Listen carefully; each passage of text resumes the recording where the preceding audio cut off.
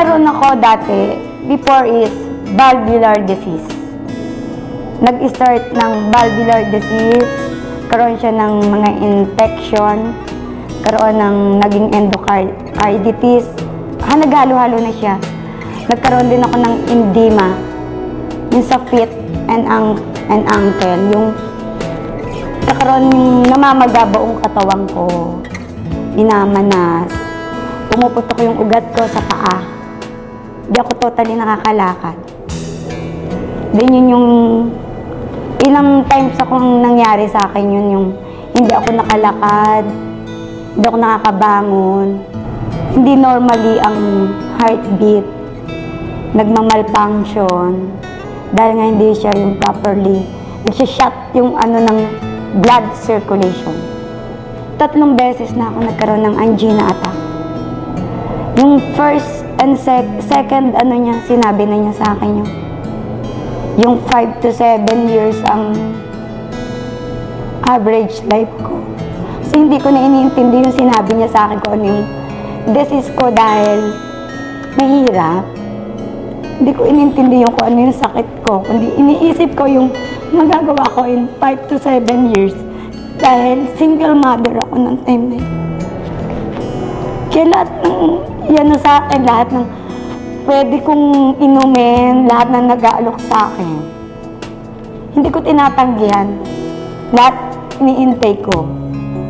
Kahit mahal siya, sinusubukan ko dahil kung ano yung makakabuti sa akin.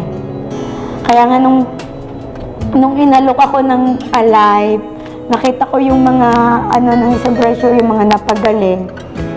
Hindi ako nag-aksaya ng oras. Na kahit 3 times, ginawa akong 9 times. Yung inalam ko is yung kung may overdose.